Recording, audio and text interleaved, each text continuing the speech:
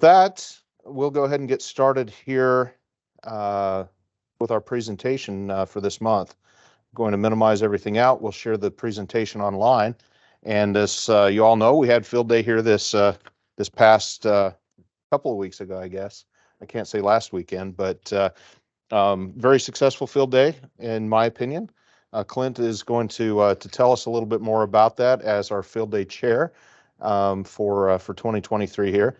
So with that, I'll turn on Clint's mic. We'll pass it over and let him take it away. There's your clicker.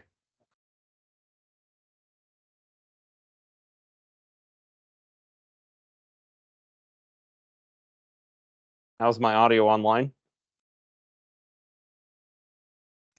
Yeah, we can hear you. Great. Thanks, Ron. Okay. Recap for 2023. So this would be a picture looking south of our field day site.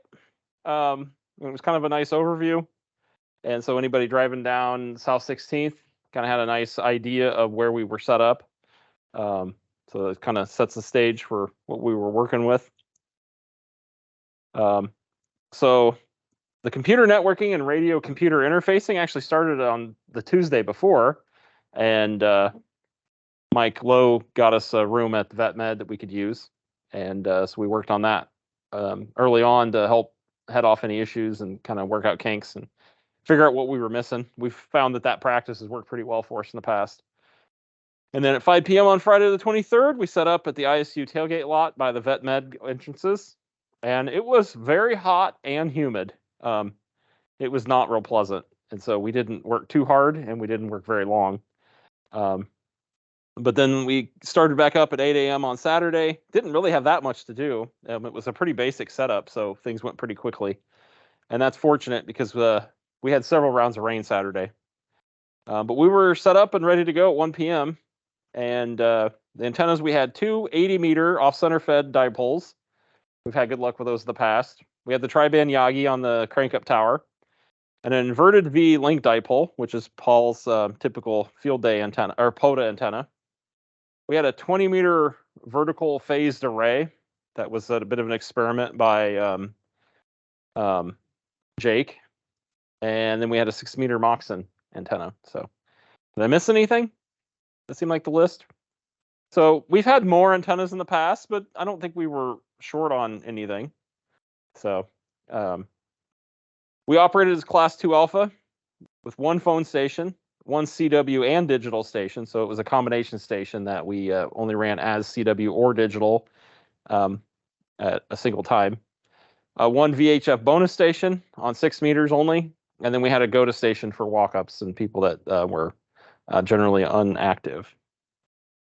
So at 1 p.m., station number 1 and station number 2 started making contacts. Band conditions on 40 and 80 were generally not good in my estimation.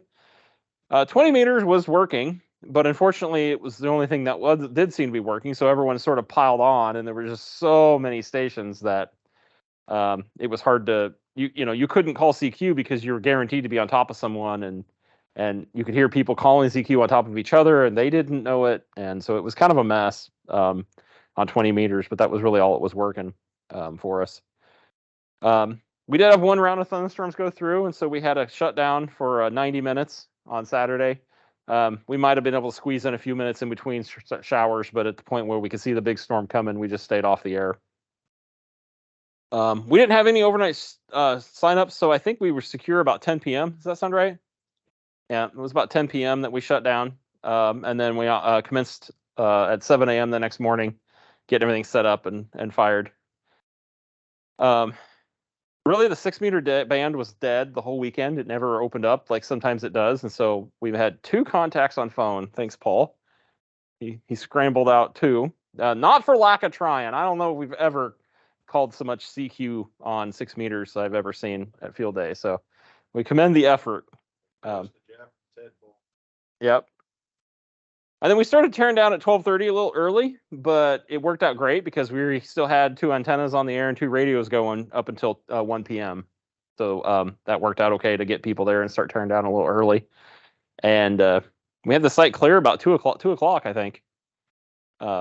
So it was kind of remarkable how quickly we got everything torn down. But we had great help with setup and tear down, so that made a big difference. So here's a picture of us out at VetMed. That's Klaus working on one of the many computers and radios that we had out there. So we did all the computer connections and the networking. This was the layout plan as we dreamed up. And so the two long wires, the yellow long wires, are the two end-fed, are the two off-center fed dipoles. And so the one on the screen left is the tower trailer next to the RV signal, which is the Story County EMA trailer. And then the other one was just set up on a temporary mast pole. And then both ends were connected in trees. So the stuff in the middle sort of shifted around a little bit, but we were kind of loose on that. We, just kind of wherever it fit. So that was sort of our layout plan. And this is sort of what it looked like. So this is looking west. And you can see in the foreground, kind of the coax coming down out of the sky. That's the off-center fed dipole. The end connected to that fiberglass, aluminum and fiberglass mast by the brown canopy. And then you can see the tower trailer in the distance. And then there's another mast sort of in the middle there. That's the Moxon. And then on the left side, you can maybe see the two poles that were the 20-meter phased array, the two verticals. And there was an extensive... Yeah, all the flags on the ground were holding the ends of the radials. So it was an extensive radial field for that. 56 radials, so it took quite a bit to put out. And here's kind of the same picture looking the opposite direction. So this is looking back to the east. And so you can kind of see the other off-center fed right over your head and the tower trailer. So that was kind of our layout, was very much, other than the two trees we used, they really didn't use any other infrastructure at the site.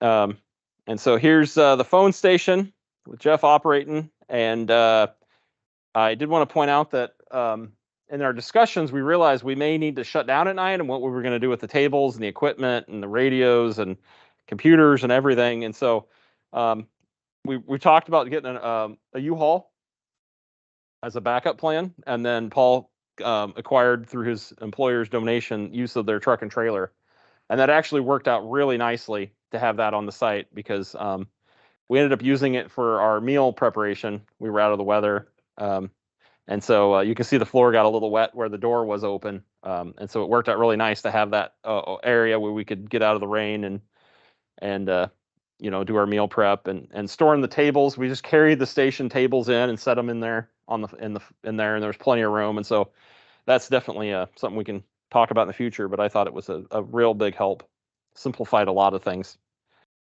Okay, here was the setup for the phone station, and that was an ICOM 7300. And here is the digital half of. This is the CW half of the digital CW station. And so there's a whole lot of radios in their picture, but all we're really using from the trailer was their power supplies. We were running the generator on the trailer. So we kind of left all the radios alone and set up the HF radio. So this was our lockout method, was the cardboard box that says do not use. And so if you wanted to use digital, you would set this box on the other keyboard with the other radio. And that ensured that we never had either station on the air at the same time and kept us in the 2 alphas category. And so we've done this because changing the laptop from digital to CW to digital CW, it causes a lot of settings, and there's more programs to figure out on one computer. And so this way, we just ran them separately, and it's worked out really well for us. That's been nice. The CW computer. The CW radio was a 7610 from ICOM, and then we used a 7300 for the digital station. This is the 6-meter station with 706? 7,000, ICOM 7,000. So a lot of ICOM radios. It just seems to be the thing of choice at a lot of our events. And then this was the get on the air station or go to station. And so it was running a different call sign than the others because of the way the GOTA rules work. We didn't actually, you know what? I think I think if I, now that I did the scoring, yeah, I'll have to look at that. I may have put GOTA points on. We shouldn't have. To think about that. They do. Oh, we had a real GOTA this year. In the past, we had counted the points from the GOTA. We just had essentially one. This year, we counted the points from it, but we didn't claim we had a GOTA coach because the rules state that the GOTA coach can't log, and that just seems like a bridge too far for a brand new person to have to make contacts and keep up on the log. So that's a choice we made. This is kind of a cool picture as the fog was rolling in the evening out there in the valley. Things were shutting down. So our 2023 sections worked. We did pretty much the whole U.S. except for a couple of sections in California and Colorado, and then most of Canada. Oh, it's Wyoming. Yeah, I don't know. I don't think I've ever been to Wyoming, so I don't know where it is. Yeah. Yeah. Okay. Yep. It's a square out there. Yep. Okay, so not a lot of contacts, like we discussed. No one got on 80. We did quite a bit on CW 40 meters, thanks to Pat sitting down and cranking those out. And then a little bit of 15, 10, and 20. And so we actually did a lot better on CW than we did in the past. I think we were way down last year on CW contacts. But the digital and the phone was significantly less than we had done in the past. And so 292 as compared to some of these other ones. And I've got a chart to show some of these numbers, but you kind of get the feeling they go up and down. As for the operators, Pat had 107 of the contacts. So he was running like a third of the contacts just himself. And then a few others helped out in there. So, and we had some decent GOTA operation. So decent number of contacts from those. And only one unlicensed person running GOTA. Okay, so here's the QSO rate. Basically, you can see where the blue line picks up about 2330 is where Pat sat down and started running CW. And everything kind of took off from there. The gap ahead of that, where there's nothing for like an hour and a half, was when we were dealing with the weather. And so that was pretty quiet. And then we had the overnight shutdown. And then the next morning, the combination of doing some phone. And actually, I was getting decent luck with PSK. So we did some digital.